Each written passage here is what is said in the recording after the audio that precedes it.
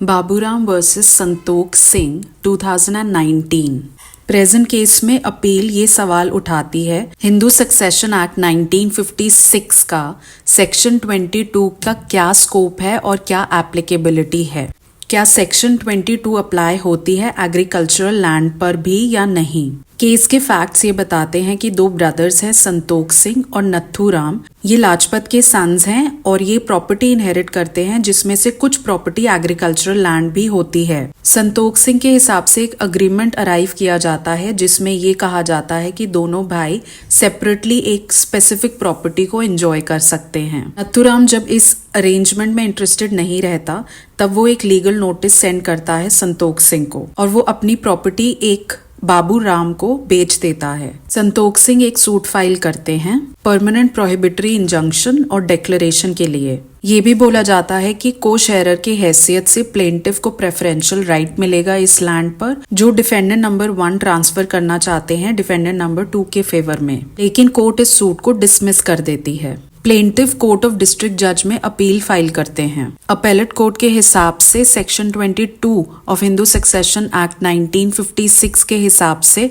Plaintiff के पास preferential rights हैं। माना जाता है कि डिफेंडेंट नंबर 1 जो सेल करते हैं इस प्रॉपर्टी को डिफेंडेंट नंबर 2 के फेवर में वो इलीगल है, नल है और वॉइड है। अब डिफेंडेंट नंबर 2 अग्रीव्ड हैं और वो फाइल करते हैं सेकंड अपील जहां पे हाई कोर्ट कुछ सब्सटेंशियल क्वेश्चंस फॉर्मुलेट करती है। पहला सवाल, क्या section 22 of Hindu succession act 1956 agricultural land पे भी अप्लाई होता है या नहीं। हाई कोर्ट रिलाई करता है रोशनलाल वर्सेस प्रीतम सिंह पे और सेकंड अपील को भी खारिज करता है। प्रेजेंट अपील में कोर्ट ये देखना चाहता है कि सेक्शन 22 की एप्लीकेबिलिटी एग्रीकल्चरल लैंड्स पे है या नहीं। कोर्ट ये ऑब्जर्व करती है कि Hindu women's rights to property act 1937 और Hindu women's rights to property amendment act 1938 इन दोनों में से कौन सा एक्ट अप्लाई होता है जब हम सक्सेशन की बात करते हैं एग्रीकल्चरल लैंड के रिगार्ड में, या devolution by survivorship of property other than agricultural land के बारे में। क्या subject of devolution by survivorship of property other than agricultural land किसी भी एंट्री में पाया जाता है 3 लेजिस्लेटिव लिस्ट्स में जो कि प्लेस्ड हैं शेड्यूल 7 में गवर्नमेंट ऑफ इंडिया एक्ट 1935 के तहत। ये दो सवाल फेडरल कोर्ट कंसिडर करती है 1941 में, जहां ये ऑब्जर्व किया जाता है कि 1 अप्रैल 1937 के बाद से सेंट्रल लेजिस्लेचर को प्रिक्लूड किया गया है या प्रिवेंट किया गया है ऐसे सब्जेक्ट के साथ डील करने जो शेड्यूल 7 लिस्ट 2 में इन्यूमरेटेड हैं कॉन्स्टिट्यूशन एक्ट के अंडर। जहां तक ऐसे लॉज की बात है जो डील करते हैं डेवोल्यूशन ऑफ एग्रीकल्चरल लैंड के बारे में, वहां सिर्फ प्रोविंशियल लेजिस्लेचर्स का ही हक है कि वो लॉज बना सकें। 1937 और 1938 हिंदू विडोज की पोजीशन को इम्प्रूव करती हैं 2 केसेस में। पहला, जहां पे विडो को कोई भी प्रॉपर्टी में शेयर नहीं मिलता अपने हस्बैंड की क्योंकि प्रिंसिपल ऑफ सर्वाइवरशिप अप्लाई होता है, और दूसरा जहां पे विडो एक्सक्लूड की जाती है in presence of sons, grandsons and great grandsons. Act बहुत जनरल टर्म्स के साथ डील करता है जैसे प्रॉपर्टी या सेपरेट प्रॉपर्टी, पर वो ये डिस्टिंग्विश नहीं करता कि एग्रीकल्चरल लैंड दूसरी प्रॉपर्टी से अलग है। इन सवालों का जवाब फेडरल कोर्ट देता है कि दोनों ही एक्ट अप्लाई नहीं होते जहां पे सक्सेशन ऑफ एग्रीकल्चरल लैंड की बात है गवर्नर्स प्रोविंसेस में। ये एक्ट्स ऑपरेट होते हैं उस प्रॉपर्टी पे जो एग्रीकल्चरल लैंड नहीं है। Devolution by survivorship of property other than agricultural land subject matter है जो इंक्लूडेड है एंट्री नंबर 7 लिस्ट 3 की, जो कि कॉन्करेंट लिस्ट है। सबसे पहले श्रीमती लक्ष्मी देवी वर्सेस सुरेंद्र कुमार पांडा सेक्शन 22 का स्कोप कंसिडर करता है। ये कंटेंशन की सेक्शन 22 अप्लाई नहीं होता है एग्रीकल्चरल लैंड्स पे, ये रिजेक्ट की जाती है। आगे फर्दर ये कंटेंशन दी जाती है कि अगर एक्ट अप्लाई भी होते हैं रेट्रोस्पेक्टिवली तब भी ये एग्रीकल्चरल लैंड पे अप्लाई नहीं होंगे। कंटेंशन का बेसिस या फाउंडेशन पाया जाता है federal court decision reported in Hindu women's rights to property act 1937 in the matter of AIR 1941। Court ये होल्ड करती है कि दोनों एक्ट्स ऑपरेट नहीं करते हैं जब हम सक्सेशन ऑफ एग्रीकल्चरल लैंड की बात करते हैं गवर्नर्स प्रोविंस में। ये एक्ट सिर्फ उस प्रॉपर्टी को रेगुलेट कर रही है जो एग्रीकल्चरल लैंड के अलावा दूसरी प्रॉपर्टी है। प्रेजेंट केस में ये माना जाता है कि कानून में बदली स्थिति को देखते हुए ये निर्णय अब उचित नहीं रह गया है। फेडरल कोर्ट का ये डिसीजन आधारित था गवर्नमेंट ऑफ इंडिया एक्ट 1935 पे। आज कॉन्स्टिट्यूशन के अंडर कॉन्करेंट लिस्ट में स्केड्यूल 7 के अंडर आइटम नंबर 5 डील करता है marriage, divorce, infants, minors, adoption, wills, intestacy, succession, joint family, partition और जो भी रिलेटेड सब्जेक्ट मैटर्स हैं। इस फ्रेजोलॉजी से साफ पता चलता है कि ये phrase save as regards agricultural land omit करने का पर्पस ये है ताकि एक यूनिफॉर्मिटी बन सके पर्सनल लॉ में हिंदूज के लिए थ्रू आउट इंडिया। इसका मतलब एक्ट अप्लाई होगा एग्रीकल्चरल लैंड्स पे भी, और जो डिसीजन है 1941 का वो अब ठीक नहीं है।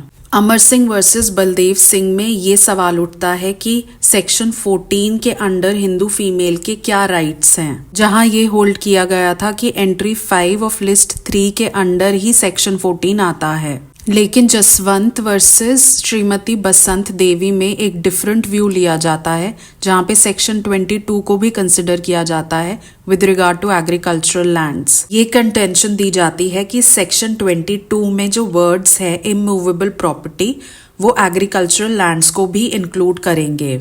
लेकिन ये भूलना नहीं चाहिए कि सेंट्रल लेजिस्लेचर ने जब ये वर्ड्स यूज किए तो वो जानता था कि उसके पास पावर नहीं है लेजिस्लेट करने की एग्रीकल्चरल लैंड्स को। कानून बना सकता था डेवोल्यूशन के पर्पसेस के लिए जहाँ पे एग्रीकल्चरल लैंड भी इंक्लूडेड हो, लेकिन हमें ये ध्यान रखना है कि section 22 devolution of agricultural land के बारे में नहीं बोलता। सेक्शन 22 सिर्फ राइट ऑफ प्रीएम्पशन के बारे में बात कर रहा है। एंट्री नंबर 6 जो थर्ड लिस्ट में दी गई है वो क्लियरली एग्रीकल्चरल लैंड को कंकरेंट लिस्ट से बाहर रखता है। एग्रीकल्चरल लैंड को डील किया गया है एंट्री नंबर 18 लिस्ट 2 के अंडर, और डेवोल्यूशन एक एक्सेप्शनल केस है, इसलिए ये मानना चाहिए और यही होल्ड हुआ था कि सेक्शन 22 अप्लाई नहीं होता एग्रीकल्चरल लैंड्स पे। एक और कंटेंशन दी जाती है कि सेक्शन 22 अल्ट्रा वायरस है। कोर्ट ने माना कि इस आर्ग्यूमेंट को एक्सेप्ट नहीं किया जा सकता क्योंकि ये प्रिज्यूम करना गलत होगा कि लेजिस्लेचर एक ऐसा लॉ पास कर रहा है उस मैटर पर जहाँ पे उसके पास कोई पावर नहीं थी, खास तौर पर वो प्रॉपर्टी जो इमूवेबल है लेकिन एग्रीकल्चरल लैंड नहीं है। लेजिस्लेचर के पास पावर थी ऐसा लॉ पास करने की।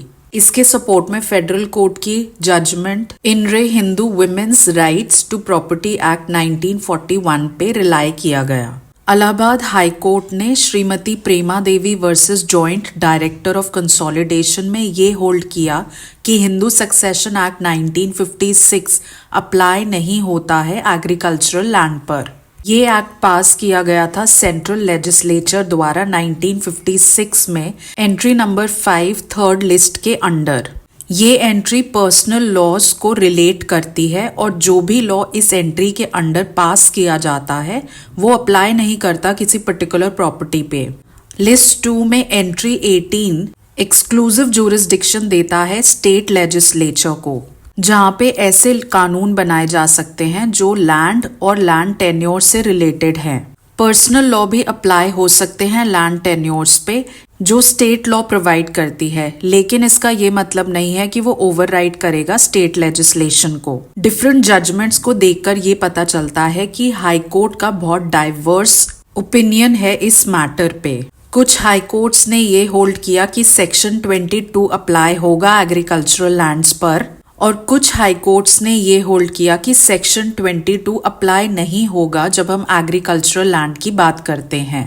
इन सारे केसेस में ये होल्ड किया गया था कि एक्ट अप्लाई नहीं होता है एग्रीकल्चरल लैंड्स पर। रोशन लाल वर्सेस प्रीतम सिंह में ये ऑब्जर्व किया गया कि सक्सेशन फॉल करता है एंट्री नंबर 5 लिस्ट 3 की।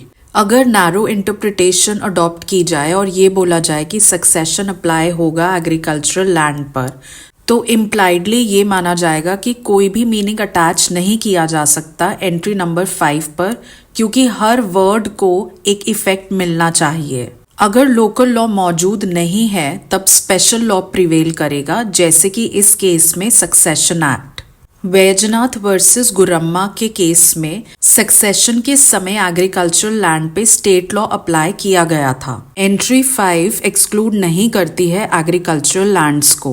एंट्री 6 कॉन्करेंट लिस्ट की रेफर करती है transfer of property other than agricultural lands. Agricultural land के रिगार्ड में उसकी ट्रांसफर और एलियनेशन प्लेस की गई है एंट्री 14 और 18 में। इसलिए ये काफी ऑब्वियस था कि legislature state of Hyderabad competent था एक ऐसा लेजिस्लेशन बनाने में जो डील करता है इंटेस्टेसी और सक्सेशन से, जहां एग्रीकल्चरल लैंड भी इंक्लूडेड है।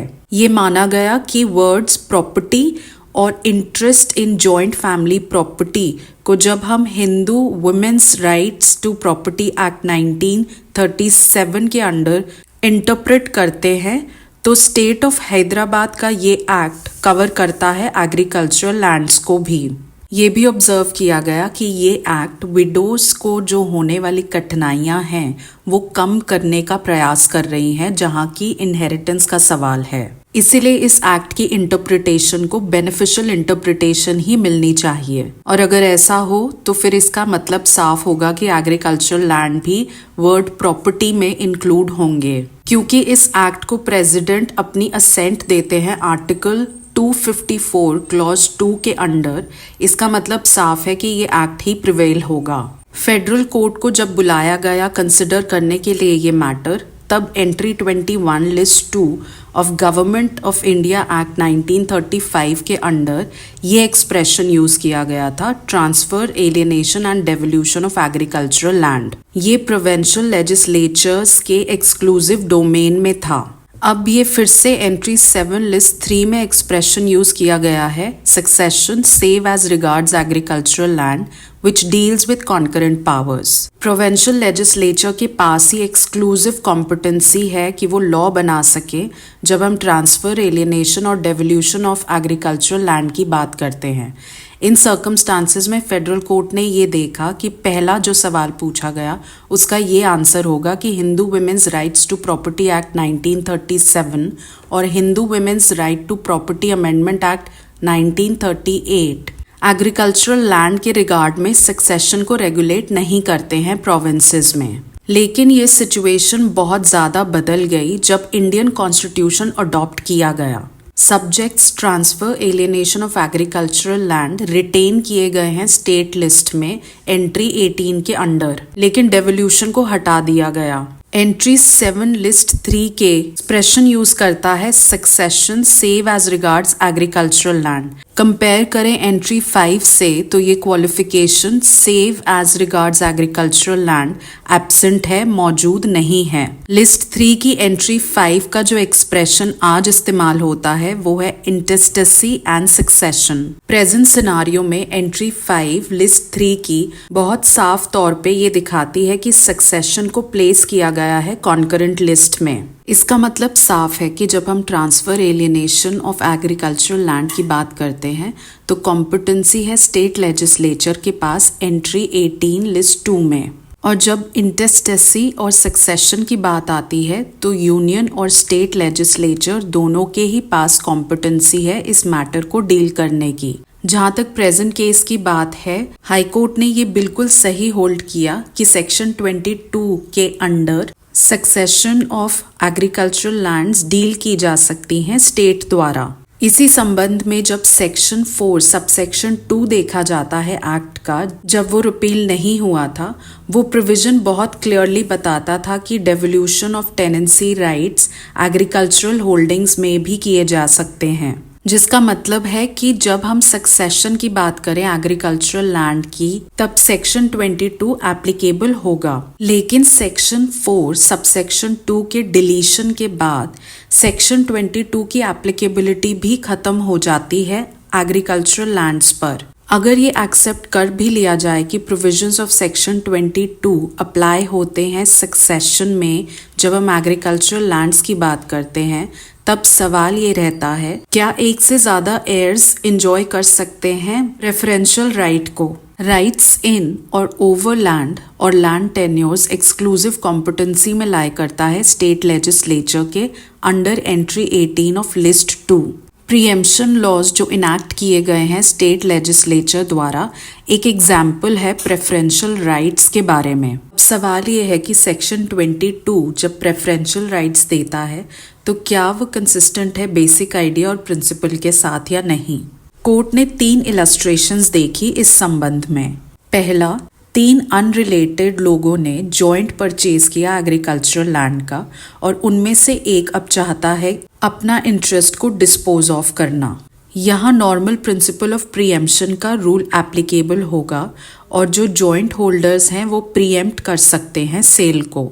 दूसरा, 3 लोग जिसमें रियल ब्रदर्स और सिस्टर्स हैं वो जॉइंटली परचेज करते हैं एग्रीकल्चरल लैंड को और अपना पैसा इन्वेस्ट भी करते हैं। यहाँ भी अगर एक इंसान अपना इंटरेस्ट को डिस्पोज ऑफ करना चाहता है तो राइट ऑफ प्रीएम्पशन अवेलेबल होगा बाकी के होल्डर्स पर। लेकिन तीसरे सिनारियो में अगर हम देखें वो तीनों लोग जो इलस्ट्रेशन बी में मौजूद हैं इनहेरिट करते हैं ना कि खरीदते हैं एग्रीकल्चरल लैंड को, तब सेक्शन 22 के प्रिंसिपल्स अप्लाई होंगे और प्रेफरेंशियल राइट्स मिलेंगे अगर उनमें से एक भी अपनी प्रॉपर्टी का शेयर डिस्पोज ऑफ करने में इंटरेस्टेड होगा। इसका कारण बहुत साफ है। तीसरी इलस्ट्रेशन में जो सोर्स ऑफ टाइटल है, जो इनहेरिट कर रहा है, इंटरेस्ट ले रहा है शेयर में, वो एयर्स को इसलिए मिला है क्योंकि वो एंसेस्ट्रल प्रॉपर्टी है। सक्सेशन का राइट भी एक्ट उन्हें दे रहा है और किस तरीके से वो राइट एक्सरसाइज किया जाएगा वो भी बहुत स्पेसिफिकली लेजिस्लेशन ही बता रहा है। इसी कारण से हमें प्रेफरेंशियल राइट्स और सक्सेशन के प्रिंसिपल्स को साथ में ही समझना पड़ेगा। जब राइट्स ऑफ सक्सेशन की बात होती है, प्रॉपर्टीज जो इंक्लूड करते हैं एग्रीकल्चरल होल्डिंग्स को भी, पार्लियामेंट ने प्रेफरेंशियल राइट्स दिए लीगल एयर्स को बजाय आउटसाइडर को जब ट्रांसफर ऑफ प्रॉपर्टी की बात आती है। शास्त्रिक लॉ में को-पार्टनर्स हमेशा प्रॉपर्टी पाएंगे प्रिंसिपल्स ऑफ सर्वाइवरशिप के हिसाब से, जिसकी एक एक्सेप्शन क्रिएट की गई है सेक्शन 6 के अंडर, जिसका मतलब है कि सेक्शन 6 अगर सेटिस्फाई होता है तो डेवोल्यूशन ऑफ इंटरेस्ट जाएगा सर्वाइवरशिप की बजाय सक्सेशन के हिसाब से।